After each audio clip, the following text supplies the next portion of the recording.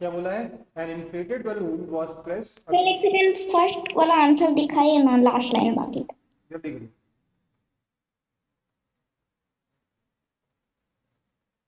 ठीक है sir. Next, an inflated balloon was pressed against a wall after it has been rubbed with a piece of synthetic cloth. It was found that the balloon sticks to the wall. What force might be responsible for attraction between wall and balloon? बताइए।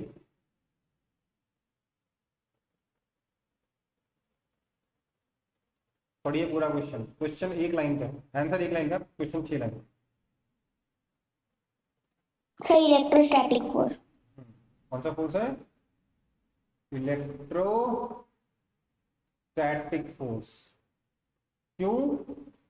क्योंकि जब balloon को हमने अपने hairs पे रब किया या सिंथेटिक क्लॉथ से जब रब किया, तो बलून में कुछ चार्ज चला, और उस चार्ज की वजह से दोनों में, वॉल में और बलून के बीच में अट्रैक्शन होता है ना बेटा। आगे बढ़े। तो क्वेश्चन लिख लेने दीजिए। क्या? अच्छा, क्वेश्चन लिख लीजिए। मेरे ख्याल से आपके स्टडी मटेरियल का क्वेश्चन है ना ये।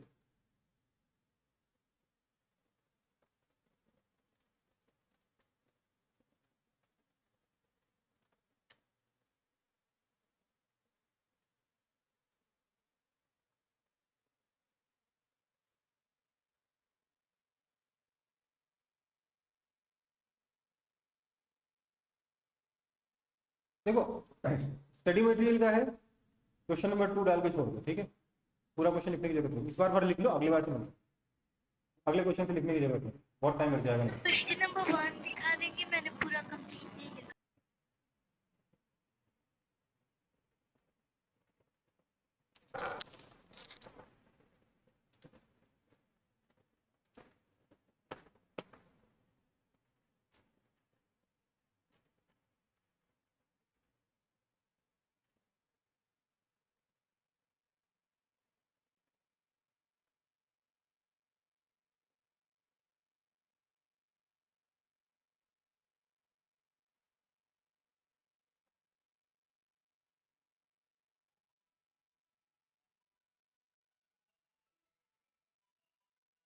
एक सेकंड।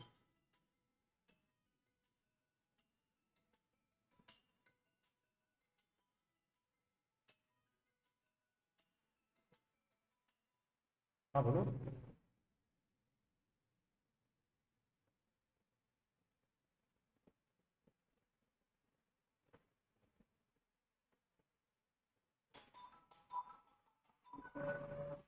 हाँ बिल्कुल बोलो। हाँ, 8 रन से दोनों था ना, क्या हुआ? मैं क्लास के लिए पढ़ा था,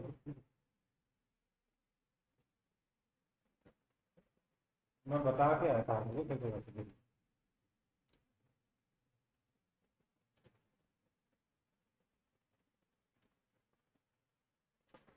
कॉपी हो गया ये वाला?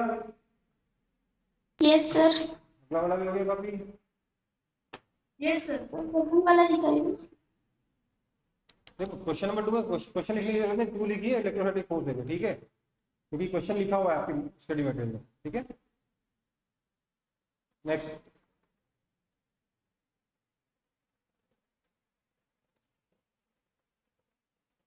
बताइए। सर 2। आंसर क्या है? 2। एक ऑब्जेक्ट अपने आप पे फोर्स नहीं लगा सकता, समझ में आई बात? मैं अपने आप को धक्का नहीं लगा सकता, तो आंसर क्या होगा इसका? 2। तो आप बोलोगे सर, लेकिन मैं एक हाथ से दूसरे हाथ को प्रेस कर सकता हूँ, कर सकता हूँ कि नहीं कर सकता? आया ना? आया ना? Yes sir. तो फोर्स तो लगा दिया। तो भैया मेरे एक हाथ है नहीं, मेरे दूसरे हाथ पे फोर्स लगा, तो 2 ऑब्जेक्ट हो गए ना। Yes sir. ठीक है, चलो next. Two frames are playing, applying a force of 2 Newton and 4 Newton on a box in the same direction. What will be the total force applied by them?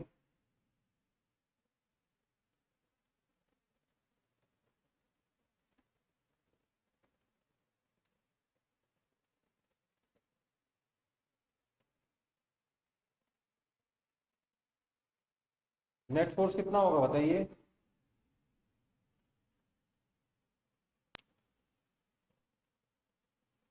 जल्दी बोलिए। Sir 6 Newton. Sir 6। बस copy कर लो। Question copy करने की जरूरत नहीं है, question सब आपको दे देंगे।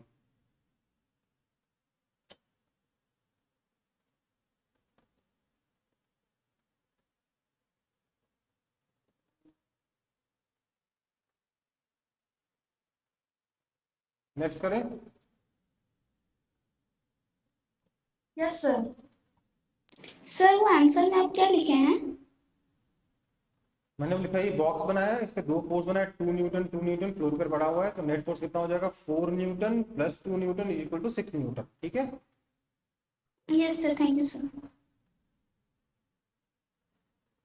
In a tug of war, a side applies 10 Newton force and side B applies 8 Newton force. Which side will the rope move? Sir towards a. Sir A, side A. Side towards A. ठीक है। ये रोप है,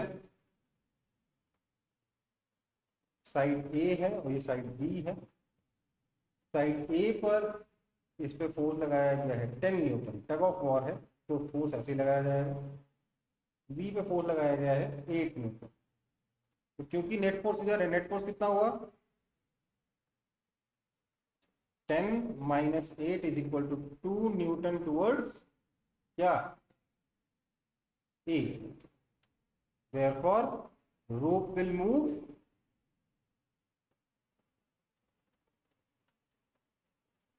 towards A. अब ध्यान दीजिए, आपके school के exam में मान लीजिए क्वेश्चन आता है, यही क्वेश्चन आता है लेट्स से, अगर ये 1 मार्क्स का आया तो आप क्या करोगे? आप सिर्फ ये लिखोगे। ठीक है, समझ में आई बात? लेकिन यस अगर सर। 3 नंबर का आ गया तो पूरा लिखोगे, है ना? है ना?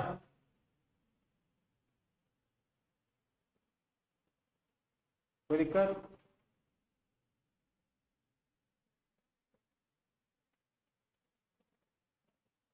इस तरीके से क्वेश्चन के नंबर के हिसाब से आंसर का साइज चेंज हो जाता है ना?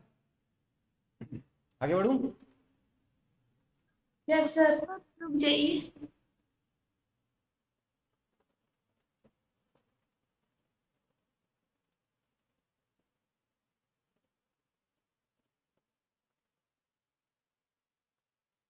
यस सर, हो गया।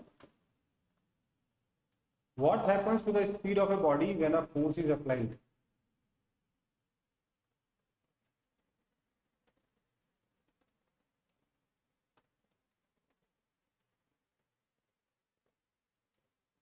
स्पीड ऑफ बॉडी पे क्या फर्क पड़ेगा अगर फोर्स अप्लाई करेंगे तो?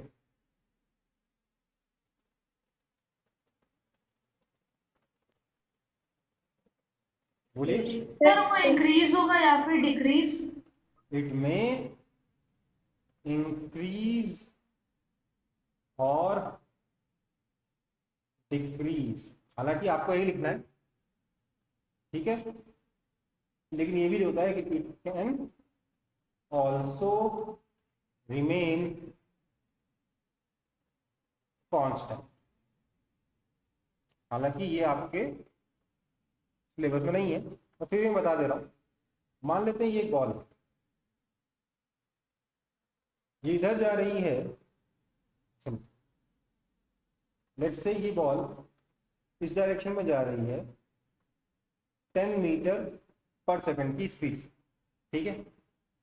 अब अगर जो फोर्स है, अगर वो फोर्स इधर लगा तो मतलब स्पीड क्या होगी? स्पीड विल इंक्रीज, है ना? फोर्स अगर वेलोसिटी के डायरेक्शन में या मोशन के डायरेक्शन में तो क्या हो जाएगा? स्पीड इंक्रीज करेगी, है ना? अगर वही फोर्स उल्टी डायरेक्शन में लग गया तो मतलब क्या हो जाएगा? स्पीड विल इंक्रीज, है ना बेटा? Yes sir. Yes sir. Constant भी रह सकता है कि अगर फोर्स हमेशा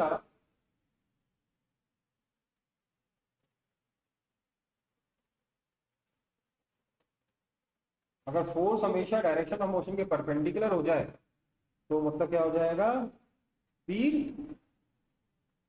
इज कांस्टेंट हो जाएगा। समझ में आई बात? ध्यान दीजिए, उसके डायरेक्शन में तो बढ़ेगा, उसके अपोजिट डायरेक्शन में घटेगा, और परपेंडिकुलर डायरेक्शन में तो स्पीड चेंज नहीं होगी। इसका एग्जांपल बताऊं क्या है?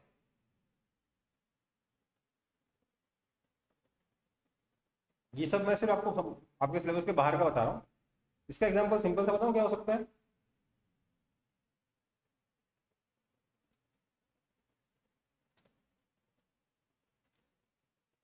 देखिए, ये रस्सी से बंधा हुआ है एक बॉब, और एक सर्कुलर मोशन कर रहा है इसका।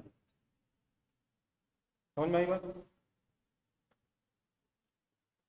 इसकी इसका इस मोमेंट में इस डायरेक्शन जा रहा है, और रस्सी फोर्स किधर लगा रही है? इधर लगा रही है ना? दोनों एक दूसरे के परपेंडिकुलर डायरेक्शन में है कि नहीं है? बोलो। थोड़ी देर के बाद बॉब यहाँ पहुंच जाएगा, इसकी वेलोसिटी इधर होगी, और इस पे फोर्स इधर लग जाएगा। हाँ या ना? हाँ या ना? यस समझ में आई बात? सर। हाँ। सर मैं पावर कट की वजह से लेफ्ट कर गई थी, 2 नंबर के बाद मैंने नहीं देखा है। आप व्हाट्सएप में भेज देंगे या फिर अभी आप दिखा देंगे, मैं लिख लूँ? देखो बेटा, रिकॉर्डिंग मिल जाएगी आपको, उसको देख लीजिएगा, बेटर रहेगा ना, पूरा डिटेल में देख लेंगे, है ना बेटा? रिकॉर्डिंग आपको व्हाट्सएप पे भेज दूंगा, ठीक है? कोई दिक्कत? Okay sir. लेकिन वो रिकॉर्डिंग आपको आज नहीं मिलेगी, और अगर वो साइक्लोन और ज़्यादा आया तो रिकॉर्डिंग मिलने में थोड़ा और टाइम लग सकता है, ठीक है बेटा? क्योंकि अगर पावर कट वगैरह बढ़ने लग गए तो रिकॉर्डिंग अपलोड होने में टाइम लग सकता है ना? तो आगे बढ़ूँ? Yes sir. Next, can we change the direction of moving object by applying force? क्या होगा आंसर? सिर्फ आंसर लिखना है, क्वेश्चन कॉपी नहीं करना। क्या होगा answer? Yes. Yes, that's it.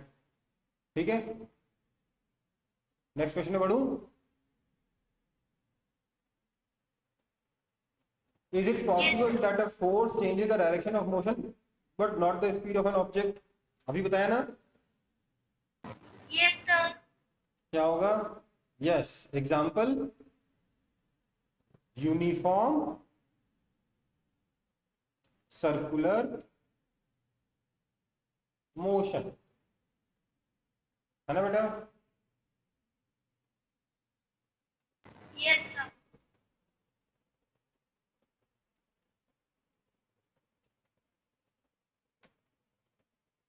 Copy करो जल्दी जल्दी।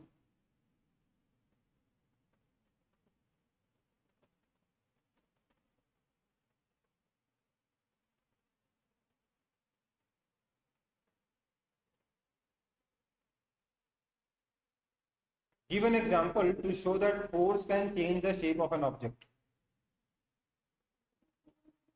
बताइए एग्जाम्पल। मैं तो खूब सारे लिखूंगा, बताइए।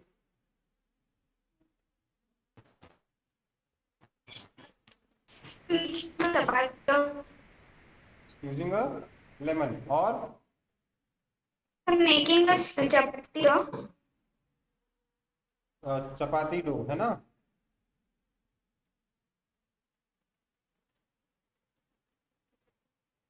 मेकिंग अ चपाती डो, ठीक है। और पूरा नहीं लिख रहा हूँ, शॉर्ट में लिख रहा हूँ। और बताइए। Sir rubber. हाँ, spring, stretching a spring, rubber. Stretching a spring और रबर बैंड, है ना? सर बेंडिंग का वायर। क्या? सर बेंडिंग का वायर। आवाज नहीं आई, बट बहुत सारे एग्जाम्पल है यार। तकिया मोड़ दिया, है ना? तो पानी का पाइप मोड़ दिया। Sir bending a wire. Bending a wire, ठीक है। बेंडिंग अ वायर, और बोलो। Sir clay. Holding a pipe hose, या बिल्डिंग रबर पाइप है ना।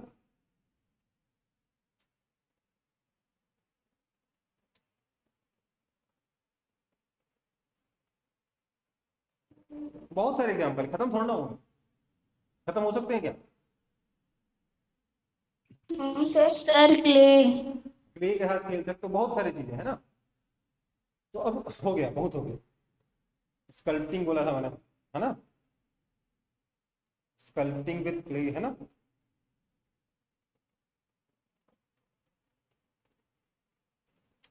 चलो जल्दी जल्दी कॉपी कर लो। मेकिंग सबको सही कर, यहाँ पे भी लिख लो मेकिंग एंड चपाती दो, और क्या। मेकिंग अ क्या होगा, मेकिंग चपाती दो।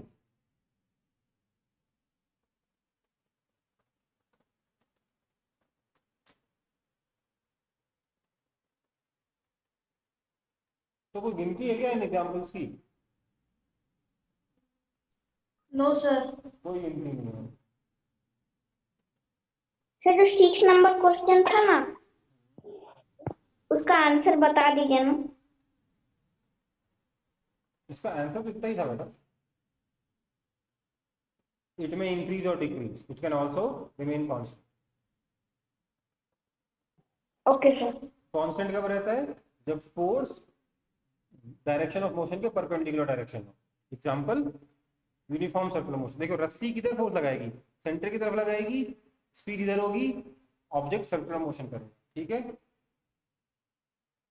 इसकी स्पीड चेंज नहीं होगी। क्या है, कौन सा एग्जांपल है, this is an uniform circular motion. अब देखो ये याद रहे नहीं रहे कोई फर्क नहीं पड़ता, मैंने बस बता दिया। किसी को अगर याद रह जाता है तो उसका भला हो जाए, ठीक है। आगे चलते हैं।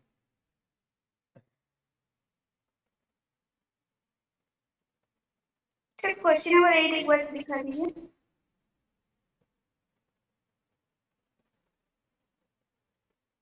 Is it possible that a force changes the direction of motion but not the speed of the object? Yes, it is possible. ठीक है। Yes sir.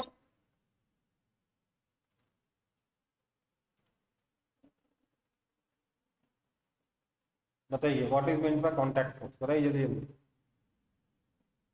क्या होगा।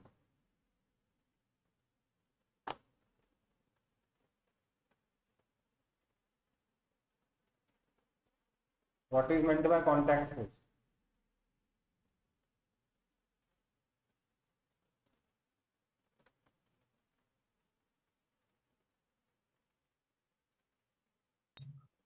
Sir, a force that is occupied on the material or objects by the physical contact or direct contact of the two bodies. ठीक, तो सही से लिख देते हैं। और कोई कुछ अलग बोलना चाहता है कि एग्जैक्टली यही बोलोगे?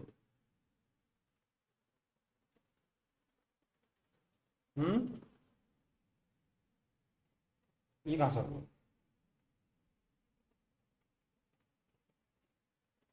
What is meant by contact, contact force का क्या मतलब होता है, देखिए। some forces in nature cannot act from a distance. They can only act, yeah, they only act if the two bodies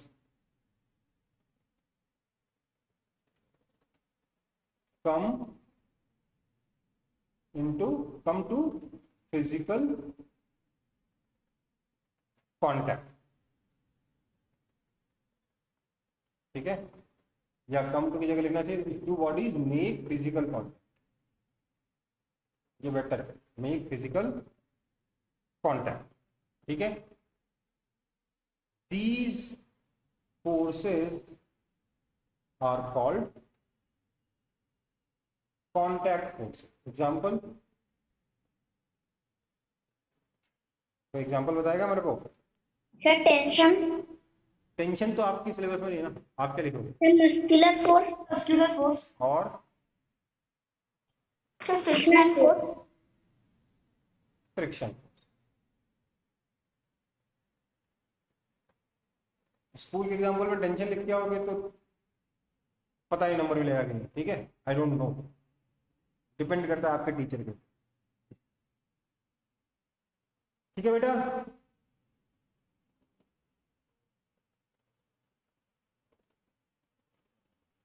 sir आप जो बोले कि जो फोर्स एक्ट करता है सिर्फ दो ही ऑब्जेक्ट या बॉडीज पे। नहीं नहीं नहीं, ये नहीं कहा। क्या लिखा था क्वेश्चन में?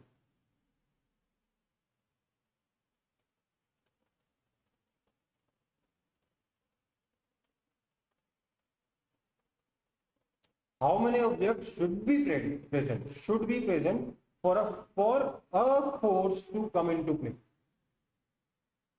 एक फोर्स दो ऑब्जेक्ट्स के बीच में लगता है, मतलब ये रहा ऑब्जेक्ट ए, ये रहा ऑब्जेक्ट बी, तो ए ने बी को अट्रैक्ट किया, बी ए को अट्रैक्ट करेगा, ये एक पेयर ऑफ फोर्स हो। पर सी आ गया ना, तीसरा हो सकता है, तब भी ये फोर्सेस लग सकते हैं आपस में, ठीक है। लेकिन ए ने मान लो सी को पुश किया, सी ए को पुश किया, बी और सी ने लेट से एक दूसरे को अट्रैक्ट किया। फोर्स तब तक प्ले में नहीं आएगा जब तक एक ऑब्जेक्ट अकेला न, मतलब अगर एक ऑब्जेक्ट अकेला रखा हुआ है तो फोर्स नहीं हो सकता, कम से कम दो चाहिए, और एक फोर्स दो ऑब्जेक्ट के बीच में लगता है, एक अप्लाई करता है दूसरा, एक अप्लाई करता है दूसरा क्या, दूसरे पर, एक दूसरे पे अप्लाई करता है फोर्स, इस तरीके से होता है, और दूसरा पहले पे अप्लाई करता है, ठीक है। आपका क्वेश्चन क्या था? आपका क्वेश्चन पूरा होने से पहले ही रुक तो दिया, अगर कुछ और है तो पूछ लो।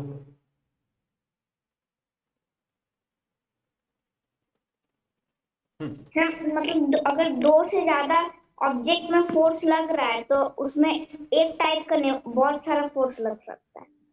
देखो बात सुन, एक फोर्स के लिए क्या होगा, दो ही चीजें, एक फोर्स है, एक ऑब्जेक्ट में दो ही ऑब्जेक्ट होंगे, एक दूसरे पे लगाएगा, दूसरा पहले पे लगाएगा, ठीक है। मतलब यस सर। अगर मैं आपको धक्का दे रहा हूं और बगल में एक दूसरा लड़का खड़ा है, तो उसकी प्रेजेंस से मैंने आपको कितना धक्का लगाया, इसमें कोई फर्क पड़ेगा क्या? नहीं पड़ेगा, समझ में आई बात? अगर मैं आपको पुश कर रहा हूँ या पुल कर रहा हूँ तो उसकी प्रेजेंस से इसमें कोई फर्क नहीं पड़ेगा, फोर्स हमेशा दो ऑब्जेक्ट्स के बीच में लगता है, कोई भी एक फोर्स, ठीक है। ठीक है।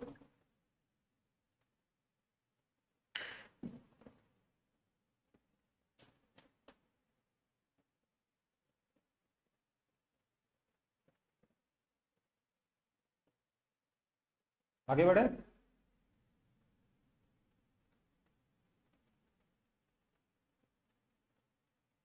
Define the term atmospheric pressure, बोलिए। Sir, pressure exerted by air. Air या एटमॉस्फेरिक बोल दो। Sir, हाँ, sir, the pressure exerted by the atmosphere applied on any object. ठीक है, क्या लिखो इसका आंसर? अब देखो डिपेंड करता है कितने नंबर का, अगर एक नंबर का है तो क्या लिखेंगे, प्रेशर एक्सर्टेड बाय एटमॉस्फेयर, हो गया काम, है ना। लेकिन बोला नहीं 3 नंबर पे लिखो, चलो भैया लिखना यही है, लिखना यही है, पर क्या करेंगे, अब रामायण महाभारत लिखेंगे अगल बगल में, है ना। क्या करेंगे, देखो वी आर, समझ रहे हो ना क्या करने वाले, surrounded by atmosphere,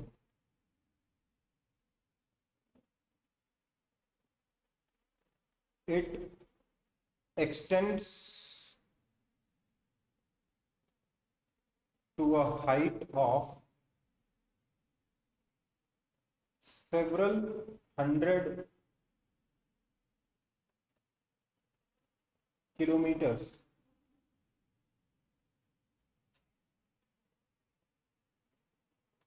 above our head, है ना। इसमें प्रेशर से कोई मतलब है क्या अभी तक जो मैंने कहानी लिखी उसमें?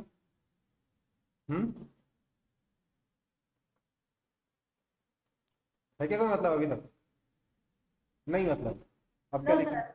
अब क्या लिखेंगे? इसके बाद लिखेंगे एंड applies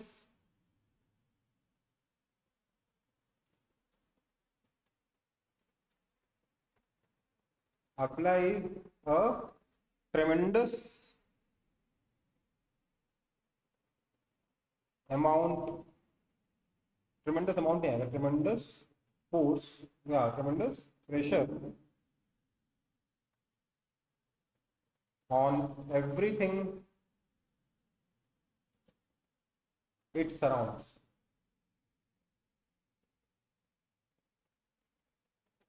ठीक है, this pressure is called atmospheric pressure. ठीक है, समझ में आया? Yes, sir. ये आर्ट क्या है? ये एक छोटे से आंसर को जबरदस्ती खींच तीर के बड़ा करने वाला आर्ट है ना। ये आता है कि नहीं आता आप लोगों को? सोशल स्टडीज में करते हो कि नहीं करते हो? Yes, sir. Yes sir. है ना।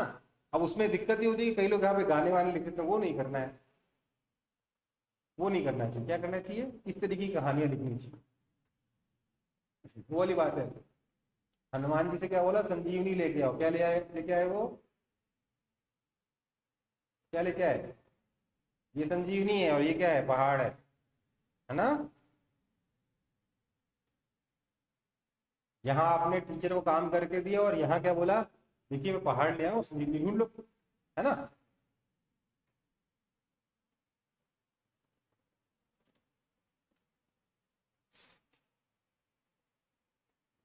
अच्छा क्या बोल रहा हूँ? एरो गलत बना दूंगा। वो संजीवनी है, ये माउंटेन है।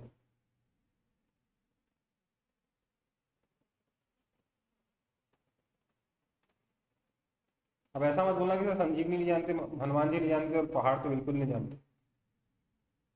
ऐसा तो नहीं है ना।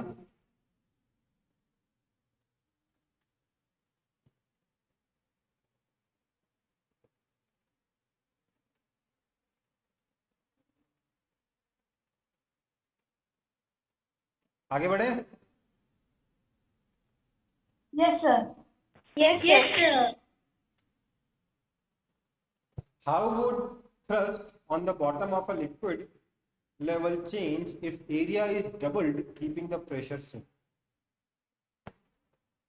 थ्रस्ट पे क्या फर्क पड़ेगा अगर एरिया को डबल कर दिया, प्रेशर को सेम रखा? तो हम क्या बोलेंगे इसका आंसर? सर क्वेश्चन समझ नहीं आ रहा। वही तो बात है। क्या बोला?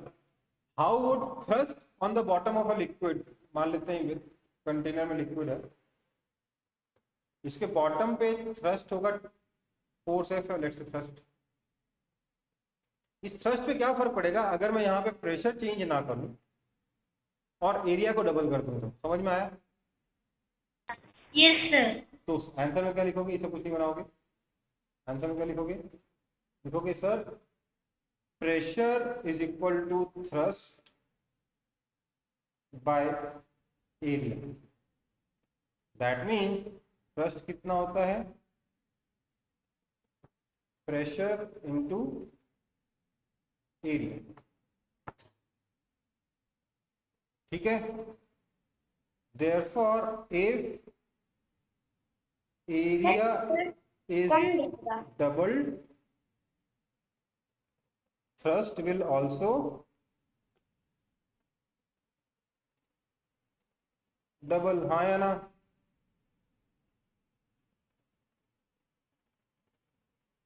थ्रस्ट कितना है? प्रेशर इंटू एरिया है ना भाई।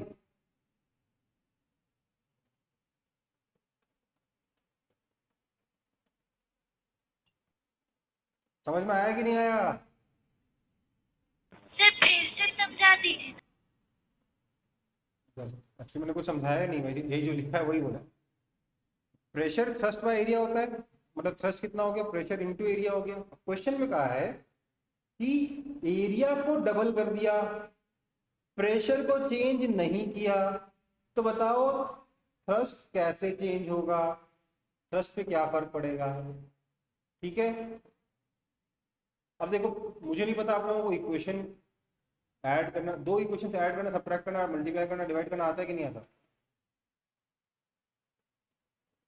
बोलो। दो सर।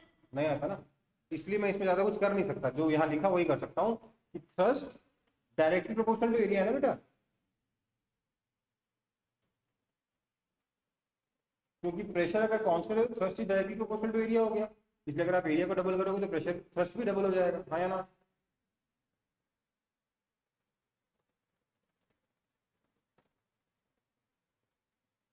हाँ या ना?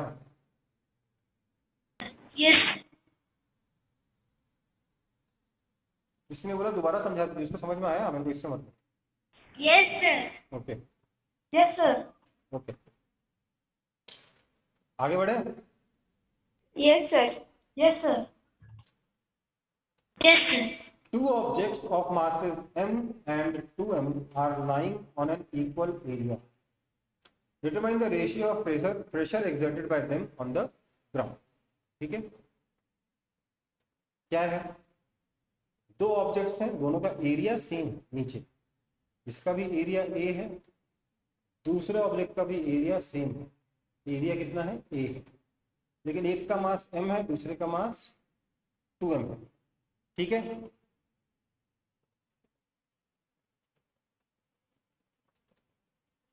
तो मुझे बताओ यहां पर फोर्स जो ग्राउंड पे लगाएगा वो फोर्स कितना होगा, mg होगा कि नहीं होगा?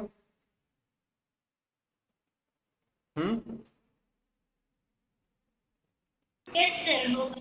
तो यहाँ का प्रेशर P1 कितना हो जाएगा, mg बाय एरिया, और यहाँ पे नया दूसरा फोर्स कितना हो जाएगा, 2mg हो जाएगा, तो यहाँ का दूसरा प्रेशर कितना हो जाएगा, 2mg बाय एरिया, तो सेम है ना? Yes, sir. तो हमको चाहिए प्रेशर का रेशियो, मतलब P1 बाय P2 चाहिए, that is equal to mg by area upon 2mg by area, that is equal to 1/2। समझ में आई बात? तो P1 is to P2 is equal to 1:2, ये आपका आंसर है। समझ में आई कि नहीं आई?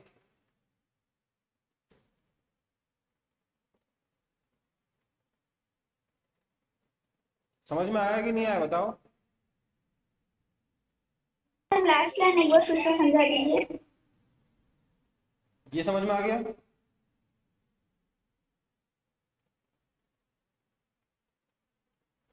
देखो मैंने लिखा है mg by area upon 2mg by area, क्या हो जाएगा ये mg, ये वाला एरिया ऊपर चला जाएगा, इनटू एरिया अपॉन 2mg, और ये वाला एरिया नीचे चला जाएगा, हाँ या ना? एरिया ने एरिया मारा, mg ने mg मारा, क्या बचा, 1/2 बचा। Yes sir. तो P1 बाय P2 अगर 1/2 है तो उसका रेशियो क्या हो जाएगा, 1:2 होगा। ठीक है, ये पता नहीं, ये रेशियो नहीं पता क्या आपको, ये समझ में आता है कि नहीं आता? कि रेशियो 8th क्लास में पढ़ते हो, 7th में पढ़ते हो शायद रेशियो प्रोपोर्शन। मैंने क्लास 7 तक पढ़ा था, मुझे याद नहीं, मैंने 8th में पढ़ा। 6 में पढ़े थे। Sir, six. 6 में पढ़े थे। तब तो कोई दिक्कत ही नहीं है ना। 4 5 हाँ 6 चलो। सर जी को क्या बोलेंगे? जी बताया था ना, acceleration due to gravity, force earth किसी भी मास m को नीचे पुल करता है, कितने फोर्स से, mg फोर्स से पुल करता है। Yes sir.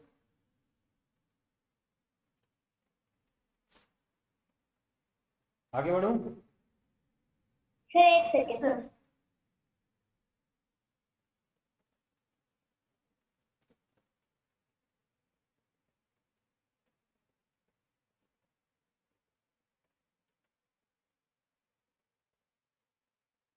Yes sir. ठीक, डिफाइन प्रेशर।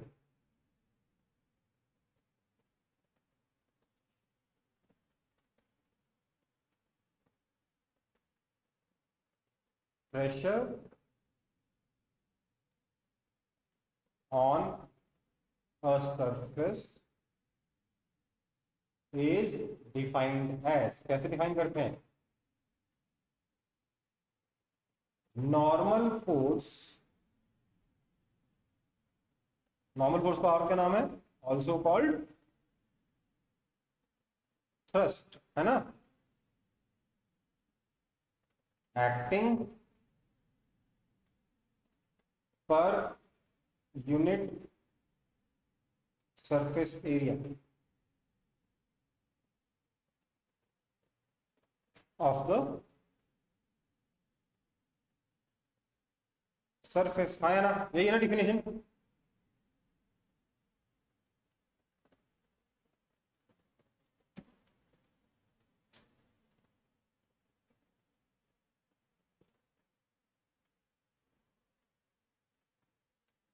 कोई दिक्कत? No sir. कॉपी हो गया? Yes sir. Yes, sir. अच्छा 10 सेकंड और दे रहा हूँ।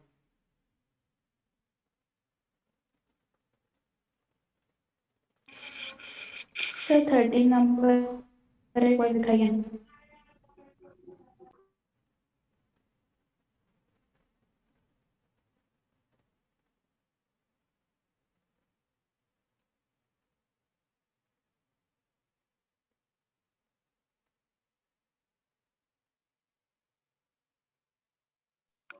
सर हो गया। हो गया? ठीक। Do the gases and liquids exert pressure on the walls of the container? Answer क्या होगा? Yes. यस। यस दे दी, है ना? क्यों? क्योंकि प्रेशर हमेशा चारों तरफ एक्ट करता है। किसका लॉ है? पास्कल अंकल का लॉ है। किसका लॉ है? Sir pascal. Pascal's law. Pressure at a point acts in the all pressure at a point in fluid acts along all the directions. ठीक है? Why is it comfortable to lift a school bag with broad straps than thin straps? Sir, because broad straps has more area, and when the Broad more straps area have is less. more area. That means less pressure than thin straps, है ना?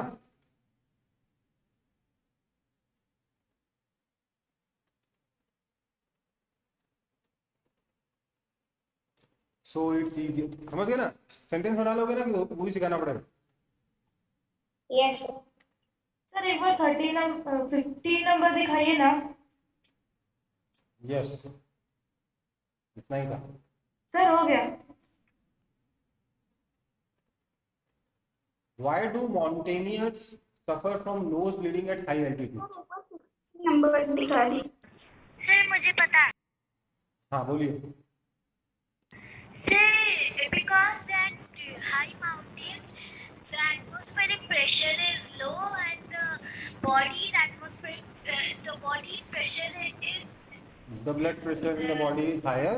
Sir body का pressure high होता है, इसीलिए बिल्कुल सही, बिल्कुल सही, बिल्कुल सही।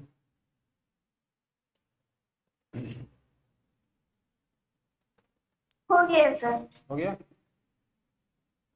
तो वहाँ ये पहाड़ चढ़ने वाले लोग जो होते हैं माउंटेनियर्स, उनको नोज ब्लीडिंग क्यों हो जाती है हाई एल्टीट्यूड पे? सीधा सा जवाब है क्या? At high altitudes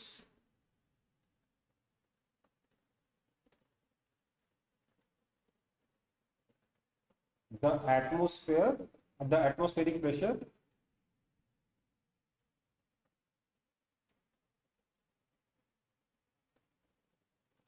is low, and sometimes the blood pressure या pressure लिख लो, the blood pressure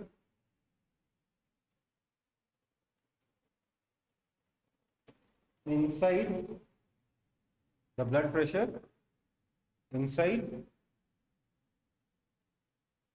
the body becomes higher than atmospheric pressure.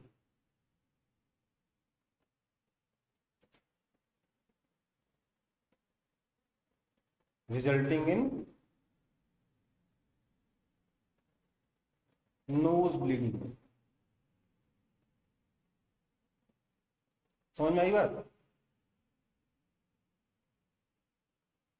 अगर स्पेस में, अब यहाँ पे एक चीज समझो, हालांकि ये भी गलत है बट कम से कम पहले से कम गलत है, पहले जो आप सोचते थे कम गलत है। हमें बचपन में सिखाया गया कि हमें जिंदा रहने के लिए ऑक्सीजन चाहिए।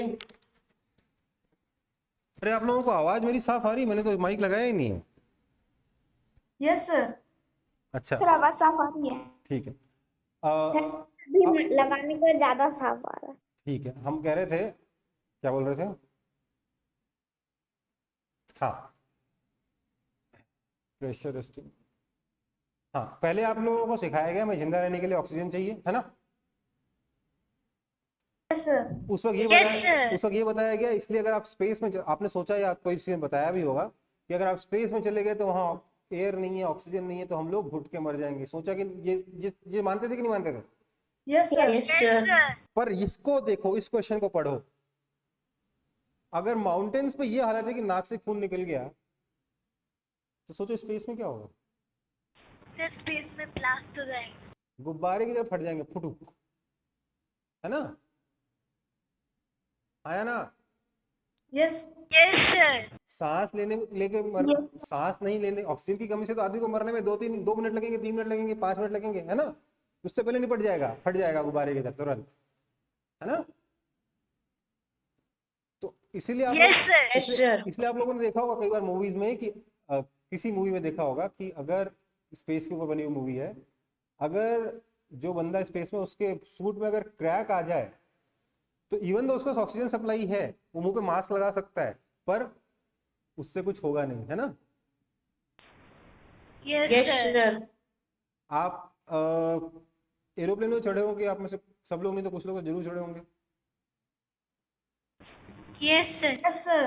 हाँ, तो जब एरोप्लेन टेक ऑफ करता है या लैंड करता है तो उसको कान में एक अजीब सा सेंसेशन होता है। Yes sir. वो क्यों होता है? प्रेशर में सडन चेंज की वजह से होता है। बाहर का प्रेशर पहले ग्राउंड पे अलग था, जब वो प्लेन चढ़ा तो थोड़ा सा कम हो जाता है, ठीक है? इस वजह से लगता है कि सब कुछ बाहर आ जाएगा, है ना? है ना? Yes sir. तो वो प्रेशर, सोचो प्लेन में अगर ये हो गया तो स्पेस में क्या होगा? ठीक है, चलो आगे बढ़ते हैं।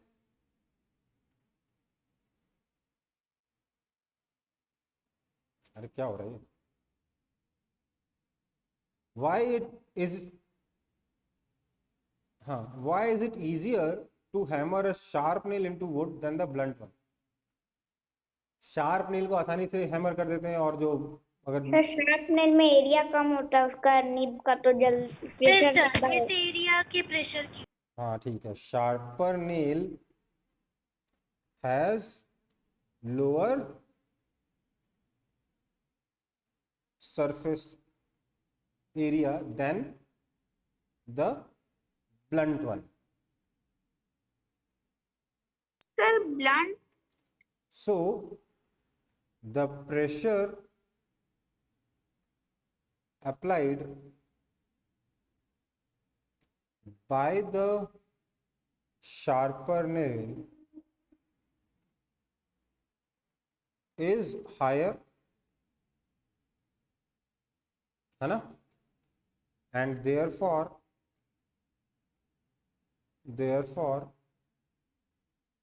it is easier to hammer into wood. समझ में आई बात? देखो अब किसी का कहना था, किसी कोई बीच में पूछना चाह रहा था, बोला शार्पर ब्लंट क्या है सर? ये देखो भाई, नेल ऐसी हो सकती है, दूसरी नेल भी ऐसी है, बिल्कुल दोनों सेम टू सेम, पर फर्क क्या है, ये आगे से एकदम अच्छे से शार्प है और ये आगे से जाके ऐसे ब्लंट है। तो कौन सा नेल आसानी से चला जाएगा? Sir sharp one. Sir, sharp. दिख रहा है ना?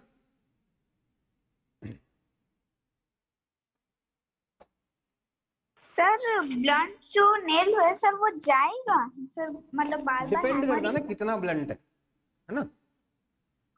Okay sir. अगर एकदम ही ब्लंट है तो नहीं जाएगा। ठीक है, चलो आगे बढ़ते हैं। How would pressure change if area is doubled keeping force constant?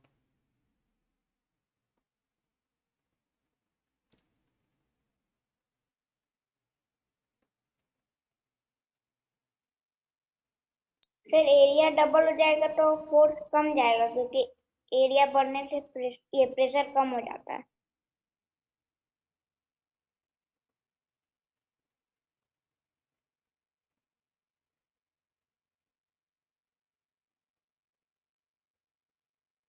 Double number से डिवाइड करोगे तो आधा हो जाएगा ना।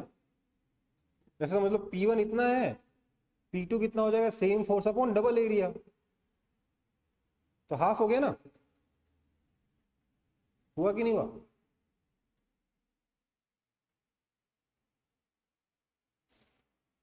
Yes.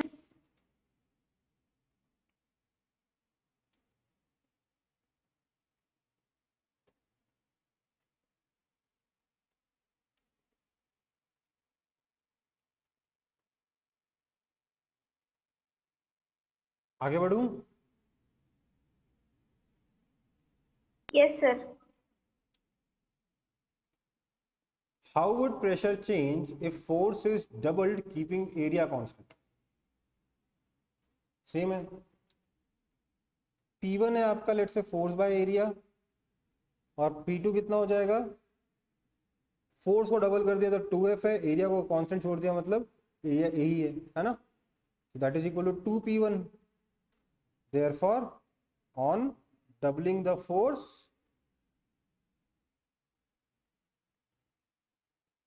Pressure will also double, है ना। Yes sir.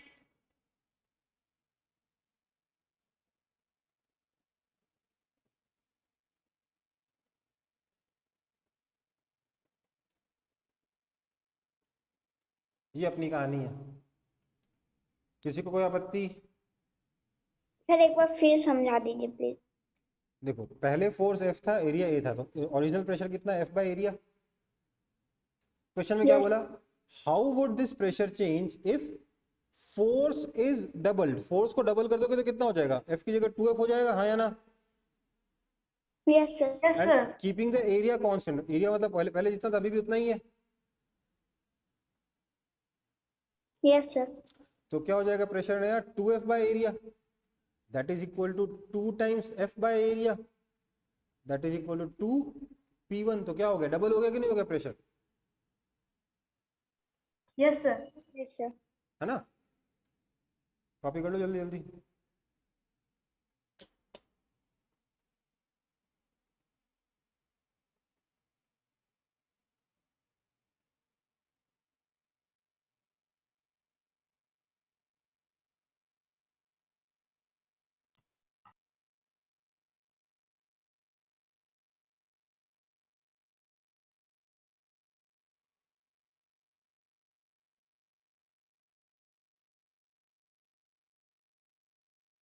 हो गया copy? Yes sir. Yes sir. ठीक है, तो थोड़ा पिछले वाला क्वेश्चन, थोड़ा पुराना क्वेश्चन एक बार और देख लेते हैं।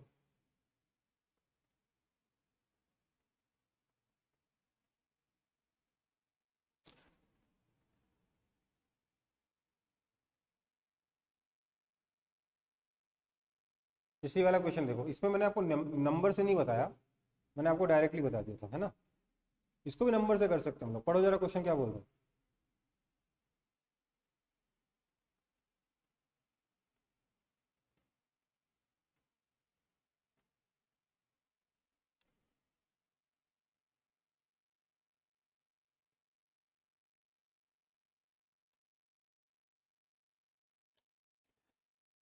प्रेशर को सेम रखते हुए एरिया को डबल कर दिया तो थ्रस्ट पे क्या फर्क पड़ेगा, ये पूछा ना। तो हमने क्या निकाला, थ्रस्ट मतलब फोर्स, फोर्स कितना है, प्रेशर इनटू एरिया, राइट। तो हम बोलेंगे एरिया को डबल किया है, प्रेशर को सेम रखा है, तो हम बोलेंगे पहले केस में F1 तो कितना है, प्रेशर इनटू एरिया है। दूसरे केस में F2 कितना हो जाएगा, area is doubled, pressure same है, तो pressure into 2A that is equal to 2 times PA that is equal to 2 times F1। मतलब क्या हो गया, F2 F1 का डबल हो गया, therefore if area is double thrust will also double। समझ में आई बात।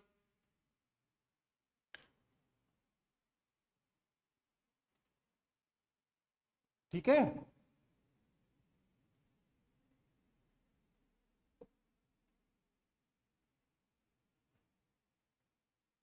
ये पहले भी करवा दिया था, अब उसको मैथमेटिकली प्रूफ कर दिया हमने, है ना।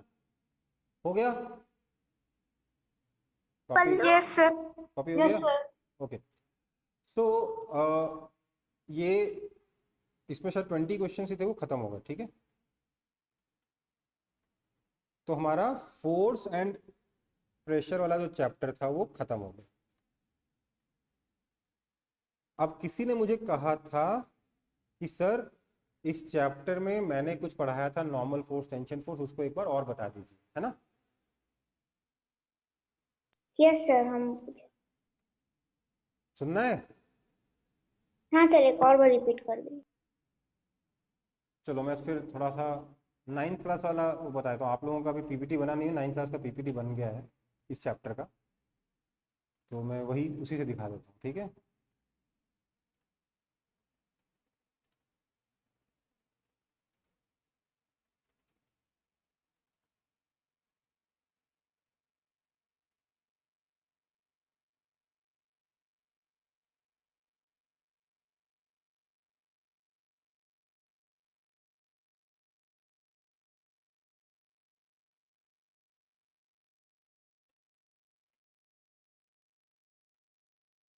देखो 9th क्लास में जो चैप्टर है उसका नाम है फोर्स एंड मोशन, इसमें प्रेशर नहीं है, ठीक है, फोर्स एंड मोशन पढ़ते हैं, ठीक है।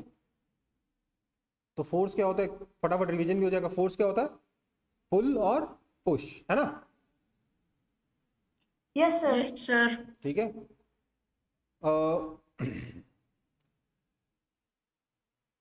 तो फोर्स क्या है, पुश और पुल इज कॉल्ड फोर्स, ठीक है।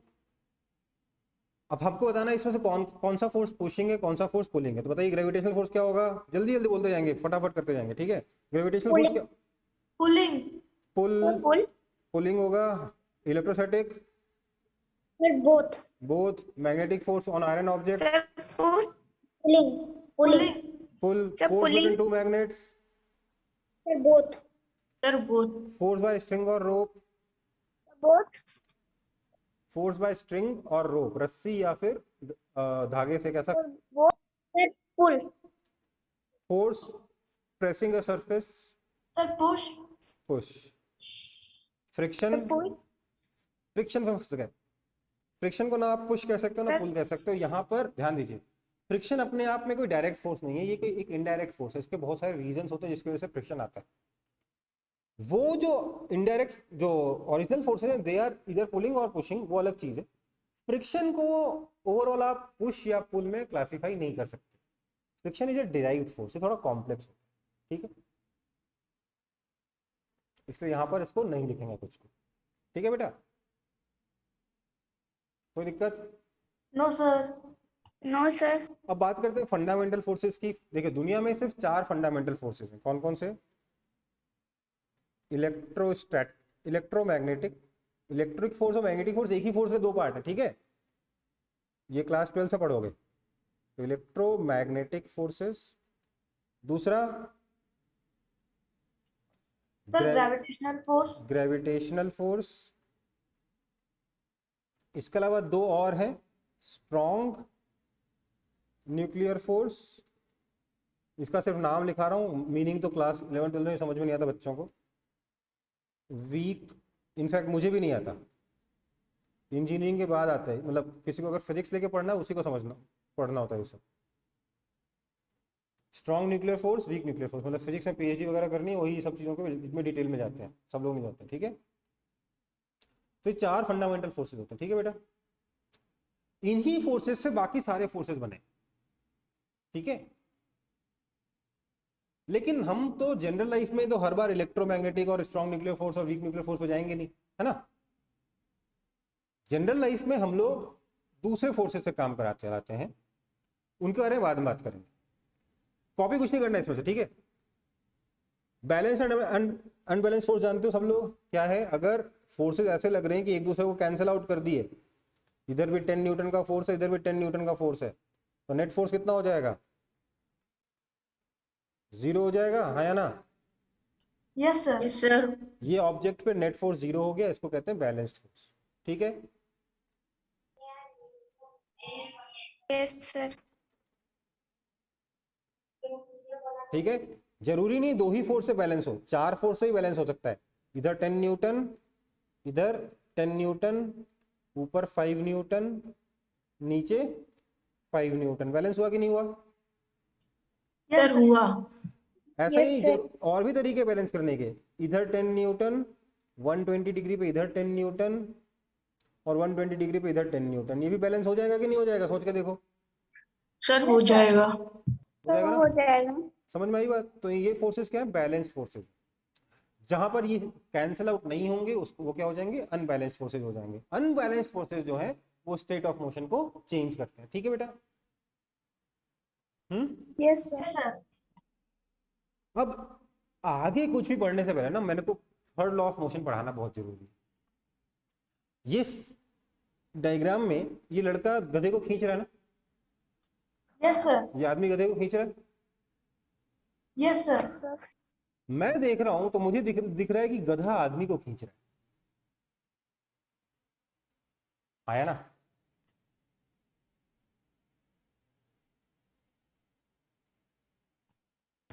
Yes sir. समझ में आ रही बात? तो यहीं पर आपका न्यूटन का देखिए फर्स्ट सेकंड लॉ इंपॉर्टेंट है, पर बहुत ही शॉर्ट में थर्ड लॉ पढ़े बिना फोर्स के बारे में बात करने में दिक्कत तकलीफ होती है, इसलिए पहले थर्ड लॉ ऑफ मोशन का एक पार्ट बता दो। क्या है ये? सीधा सा है, every action has equal and opposite reaction. बताया था ना मैंने, yes sir. Yes sir. Every action has equal and opposite reaction, ठीक है बेटा। Yes sir. तो इसमें क्या है, मतलब कि एक ऑब्जेक्ट है ए और दूसरा ऑब्जेक्ट है बी। अगर ए ने बी पे फोर्स लगाया है एफ इस तरफ, तो बी ए पर बिल्कुल इक्वल एंड अपोजिट फोर्स लगाएगा। ये है आपका Newton third law of motion. ऐसा नहीं हो सकता है कि आप किसी के ऊपर फोर्स लगाओ और वो आपके ऊपर फोर्स ना लगाए। अगर आप किसी को थप्पड़ मारोगे तो आपके हाथ से उसके गाल पे फोर्स लगेगा, तो उसके गाल से आपके हाथ पे भी फोर्स लगेगा, हाँ या ना? Yes sir. ओके, Yes, चलो sir. चलो फिर। सर इसीलिए हम लोग अगर किसी चीज को ऐसे हाथ से मारेंगे तो हाथ पे भी दर्द होगा। हाँ, आप दीवार को हाथ से मार के देखो, चोट लगता है कि नहीं लगता? सर चोट लगता है। समझ में आ गई बात? क्योंकि जितना फोर्स आपने वॉल पे लगाया, वॉल ने उतना ही फोर्स आपके हाथ पे लगा दिया, ठीक है। Yes sir. चलो, अब है फोर्सेस इन मैकेनिक्स। मैकेनिक्स मतलब हम लोग जो जनरली जो आप मोशन वगैरह की स्टडी करते हो ना, वो सब किस में करते हो? मैकेनिक्स में करते हो। फिजिक्स का ये सबसे बेसिक पार्ट है, ठीक है। तो मैकेनिक्स में फोर्सेस कौन कौन से पढ़ने होते हैं? Force of gravity. जैसे ये अर्थ है, यहाँ पर कोई भी ऑब्जेक्ट होगा तो अर्थ इसको पुल करेगा, है ना। Yes, sir. अगर इसका मास m है तो अर्थ कितने फोर्स से पुल करता है? तो mg से पुल करता है। इस फोर्स को क्या बोलते हैं? Force of gravity. यहाँ g क्या है? तो सर g है, g का नाम होता है एक्सेलरेशन। ना, ये तो वर्ड ही नहीं सुना आपने, बट कोई बात नहीं। Acceleration due to gravity. Accelerator सुना होगा, गाड़ी का एक्सेलरेटर होता है, एक्सेलरेटर दबाओ गाड़ी की स्पीड बढ़ती है, सुना कि नहीं सुना? Yes sir. एक्सेलरेटर का नाम एक्सेलरेशन से ही आया है, ठीक है। इसकी वैल्यू कितनी होती है? 9.8 मीटर पर सेकंड स्क्वायर, ठीक है। आपको इसकी जरूरत नहीं क्योंकि नंबर में हम जाएंगे नहीं, पर 9.8 मीटर पर सेकंड स्क्वायर इसकी वैल्यू होती है, ठीक है बेटा। Yes sir. जिसको हम अप्रोक्सीमेटली जरूरत पड़ने पे 10 मान लेते हैं, है ना? इतना Yes, मैं पढ़ा sir. चुका। दूसरा फोर्स क्या है? Normal force. अब नॉर्मल फोर्स का मतलब क्या है? दिस इज, ये क्या है? सबसे पहले तो कांटेक्ट फोर्स है। सबसे पहले क्या है ये? Contact force. ठीक है बेटा? कौन सा कांटेक्ट फोर्स है? दैट एक्ट्स नॉर्मल, नॉर्मल में तो समझते हो, Yes, yes sir. Sir. Perpendicular, that acts normal to the, that acts along normal होगा, along normal to the surfaces in contact, ठीक है, when they press each other। समझ में आई बात? जब दो सरफेसेस एक दूसरे को दबाते हैं, ठीक है, जब दो सरफेसेस एक दूसरे को दबाते हैं तो उस केस में जो दोनों सरफेसेस एक दूसरे पे फोर्स लगा रहे होते हैं वो फोर्स क्या कहलाता है? नॉर्मल फोर्स कहलाता है। फॉर एग्जाम्पल, यहां पर ये आदमी इस कार को पुश कर रहा है ना बेटा? Yes, sir. तो इसने इस वैन पे एक फोर्स लगाया है, या इस कार पे एक फोर्स लगाया है आगे की तरफ। ये फोर्स कौन सा है? Normal force. ये किसने लगाया है? मैन ने लगाया है कार पे, राइट? Yes sir. तो क्या कार मैन को ऐसे ही छोड़ देगा? No, sir. No sir. Car भी मैन पे फोर्स लगाएगा। किधर लगाएगा? अपोजिट डायरेक्शन में। Opposite direction. तो मैन पे वही नॉर्मल फोर्स लगेगा इस तरफ। समझ में आई बात? हाँ या ना? Yes, yes sir. Sir. Yes, sir. ये दोनों नॉर्मल फोर्स इक्वल होंगे कि नहीं होंगे? Yes, yes sir. Sir equal Yes, होगा। sir. मैग्नीट्यूड में इक्वल होंगे। होंगे, डायरेक्शन अपोजिट होगा, है ना? Yes, sir. ये आपका एक नॉर्मल फोर्स का एग्जांपल हुआ। और कोई एग्जांपल बता सकते हो नॉर्मल फोर्स का? ये लेट से एक टेबल है। अच्छा, ये शायद मैंने आगे बना रखा है पर फिर भी नहीं। टेबल के ऊपर ये ब्लॉक रखा हुआ है, तो ब्लॉक पर ग्रेविटेशनल फोर्स नीचे की तरफ लग रहा है कि नहीं लग रहा? लग रहा है। Yes, sir. अर्थ नीचे खींच रहा है ना Yes, ब्लॉक sir. को, अर्थ ब्लॉक Yes, को नीचे sir. खींच रहा है। तो ब्लॉक नीचे जाना चाहता है कि नहीं जाना चाहता? सर जाना चाहता है। जाना चाहता है सर। तो क्यों नहीं जा पा रहा? कोई रोक रहा है क्या? Yes, sir. Sir Table. Table रुक रहा है। Table Yes, sir. रोक रहा है। Table. टेबल कैसे रोक देगा? टेबल रोकेगा सर फोर्स लगा के। हाँ, टेबल इस पे ऊपर की तरफ नॉर्मल फोर्स लगाएगा, तब जाके ब्लॉक रुकेगा। ये नॉर्मल फोर्स mg को बैलेंस करेगा, है ना? Yes sir. Yes, sir. क्या मैं बोल सकता हूँ नॉर्मल फोर्स mg के बराबर है, हाँ या ना? Yes, sir. Yes, sir. Yes sir. तो क्या ये नॉर्मल फोर्स इस mg का रिएक्शन है, हाँ या ना? Yes sir. नो, नहीं। दो फोर्सेस इक्वल हैं और अपोजिट है, इसका मतलब ये नहीं कि दोनों एक्शन रिएक्शन है। सर क्यों? वो तो सुनो equal और बात, opposite सुनो हो बात, गए ना। सुन तो लो बात, मैं बोल रहा हूं ना। ये नॉर्मल फोर्स टेबल ने ब्लॉक पे लगाया है ना? Yes sir. तो ब्लॉक टेबल पे नॉर्मल फोर्स नीचे लगाएगा, हाँ या ना? Yes sir. ये नॉर्मल और ये नॉर्मल एक दूसरे के रिएक्शन हुए। समझ में आई बात? Yes sir. तो सर Yes, mg sir. का रिएक्शन फोर्स क्या होगा? तो mg इस ब्लॉक पे किसने लगाया है? किसने लगाया mg ब्लॉक पर? सर वो Gravitational force. अर्थ ने लगाया है। तो ब्लॉक इतना ही फोर्स mg का अर्थ पर, मान लो ये अर्थ पूरा है बड़ा सा, अब यहाँ पे तो आएगा नहीं थे छोटे से डायग्राम में, तो अर्थ पे ये ब्लॉक mg फोर्स ऊपर लगाएगा। ये mg और ये mg एक दूसरे के रिएक्शन हुए। समझ में आई बात? Yes sir. ये Yes, sir. नॉर्मल और ये नॉर्मल एक दूसरे के रिएक्शन हुए, ठीक है? सर हाँ, सर वो कार और मैन वाला जो आप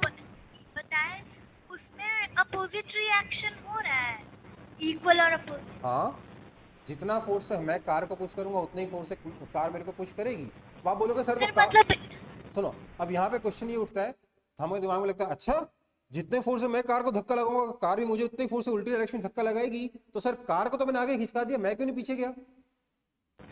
यस सर। ये है ना? Yes, sir. उसका कारण है फ्रिक्शन। आपके ऊपर एक और फोर्स लग रहा है, यहाँ ग्राउंड जो है आपके ऊपर फ्रिक्शन फोर्स आगे लगा है, समझ में आई बात? और ये फ्रिक्शन फोर्स नॉर्मल फोर्स से बड़ा है, इसलिए आप आगे बढ़ रहे हो। समझ में आया? Yes sir. Yes, sir. इस तरीके से फोर्सेस काम करते हैं। ठीक है बेटा? सर मतलब इस नॉर्मल फोर्स की कार और आदमी वाले एग्जाम्पल में थर्ड लॉ भी अप्लाई हो रहा है।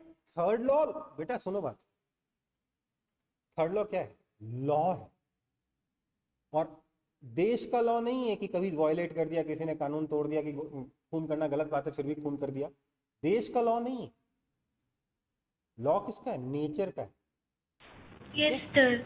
ये वायलेट नहीं होते, ये हमेशा हर जगह एप्लीकेबल होते हैं, इसलिए उनको लॉ कहा जाता है। Okay sir.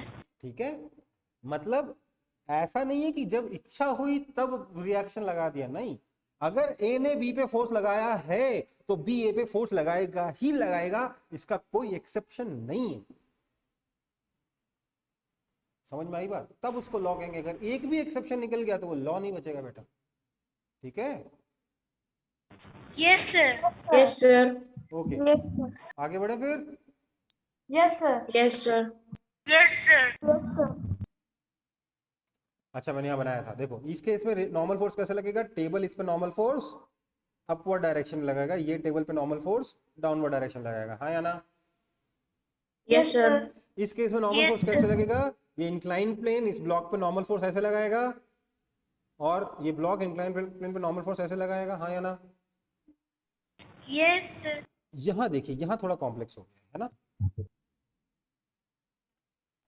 Sir second number में नॉर्मल फोर्स कैसे लगेगा? सर वो बॉक्स तो मूव करेगा ना, स्लाइडिंग है तो बॉक्स तो मूव करेगा। हाँ, सर तो सेकंड ऑब्जेक्ट में देखो सेकंड बेटा, ड्राइंग में आप बोले फोर्स लगने के बाद ही मूव तो कर ही सकता है ना। ये किसने बोला कि फोर्स लगेगा तो मूव नहीं करेगा?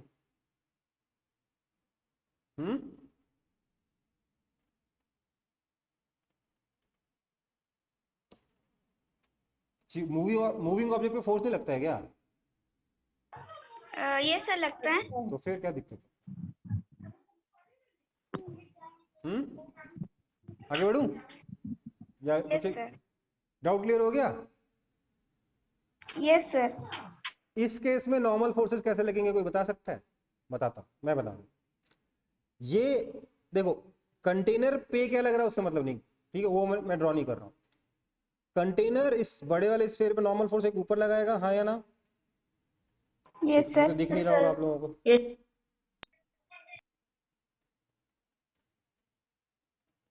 हाँ या ना? yes, sir.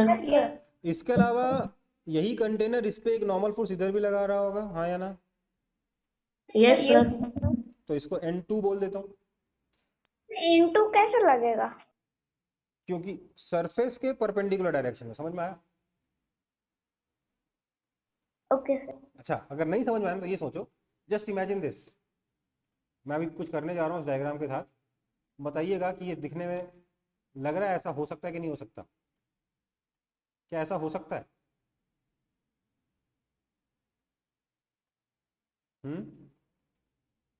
अच्छा, क्या ऐसा हो सकता है? Sorry, no sir. मतलब इसका, इस वॉल का कुछ रोल था? Yes, sir. था ना? Yes, sir. इस वॉल का कुछ रोल था? Yes, sir. इस वॉल को हटा देंगे तो क्या होगा? सर बॉल गिर जाए। बॉल निकल जाएगी इधर की तरफ, मतलब ये दीवार जो है इस बॉल को उधर जाने से रोक रही है, हाँ या ना? Yes, sir. Yes, sir. कैसे रोक रही है? N2 फोर्स लगा के। समझ में आई बात? Yes sir. Yes, sir. Yes sir. अच्छा, तो ये वाली वॉल इस छोटे स्फीयर पे फोर्स लगा रही होगी N3, हाँ या ना? Yes sir. Yes, yes sir. Sir. तो ये छोटा स्फीयर अपने आप खड़ा रहेगा यहाँ पे? नहीं, इसको कोई और भी तो फोर्स लगाना चाहिए। एक्चुअली क्या होगा, ये वाला स्फीयर इस पे एक N4 फोर्स इधर लगाएगा, समझ में आई बात? Yes sir. और ये Yes, इस sir. स्फीयर पे N4 फोर्स इधर लगाएगा, हाँ या ना? Yes, sir. Yes, sir. ये दोनों फोर्सेस इक्वल एंड अपोजिट है ना? Yes sir. Yes, sir. ये न्यूटन थर्ड लॉ है। तो सर N1 N2 और N3 का कोई न्यूटन थर्ड लॉ नहीं है ना यार? इस वॉल ने N3 लगाया तो इस वॉल पर भी N3 लगेगा, हाँ या ना? Yes sir. Yes, sir. इस वॉल ने N2 लगाया तो इस वॉल पर भी N2 लगेगा, हाँ या ना? Yes, sir. इस बॉटम ने ऊपर N1 लगाया तो बॉटम पर नीचे N1 लगेगा, हाँ या ना? Yes, sir. Yes sir. तो समझ में आ रहा है नॉर्मल फोर्स कैसे एक्ट करता है? Yes, yes sir. सर। और बिना न्यूटन थर्ड लॉ पढ़े फोर्स के बारे में बात कैसे करेंगे? देखिए कितनी तकलीफ होती, समझ में आ रहा है? Yes, sir. है ना? Yes, sir. तो आगे बढ़ू फिर। Yes sir.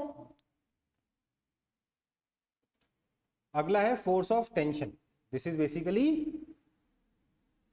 Force by string और रोप।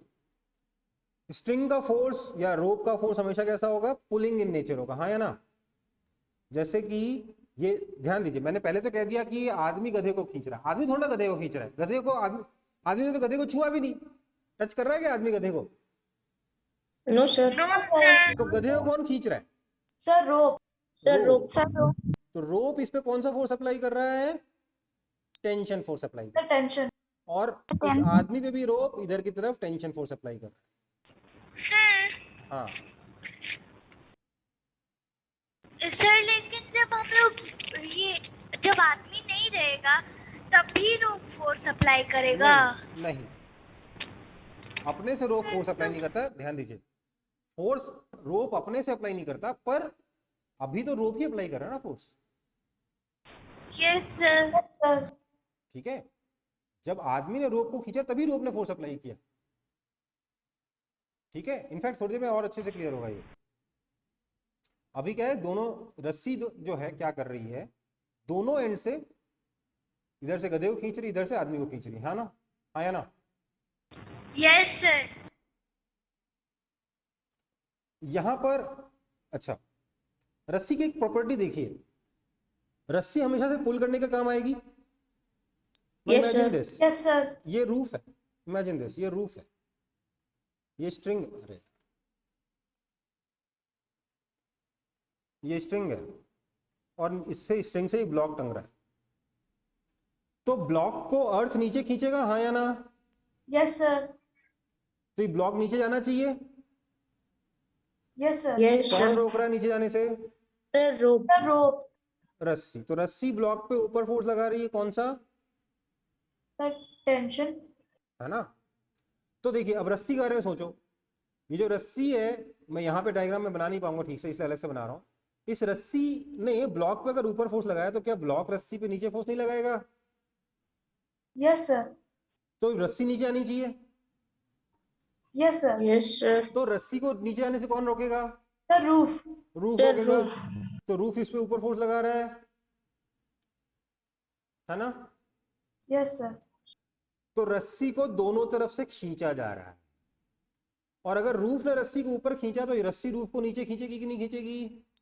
Yes sir. तो देखिए, टेंशन जो है वो हमेशा स्ट्रिंग के दोनों एंड पे अंदर की तरफ एक्ट करता है, हाँ या ना? Yes sir. Yes, और sir. स्ट्रिंग पर टेंशन फोर्स दोनों तरफ बाहर की तरफ एक्ट कर रहा है, हाँ या ना? Yes Yes, sir. Yes sir. Sir. Concept समझ में आया? Yes sir. Yes sir. Tension force कैसे एक्ट करता है, नॉर्मल फोर्स कैसे एक्ट करता है? Yes sir. यहाँ देखिए, अगर मासलेस स्ट्रिंग है, मासलेस स्ट्रिंग दुनिया में होती नहीं है, पर हम लोग फिजिक्स में स्ट्रिंग को जनरली मासलेस मानते हैं। ठीक है, तो इस मासलेस स्ट्रिंग के मासलेस का मतलब इसका अच्छा, आपको समझ में नहीं आएगा, आपको समझ में नहीं आएगा, छोड़ दो, उसकी जरूरत नहीं है। मेरे को ऐसे भी आपको जितना समझाना था उतना समझा चुका हूँ, है ना? हाँ या ना? Yes sir. समझ में आ गया ना सबको? Yes. Yes, sir. चलो ठीक है, फिर अभी के लिए फिर क्लास खत्म करते हैं। ये चैप्टर कंप्लीट हो चुका है आपका।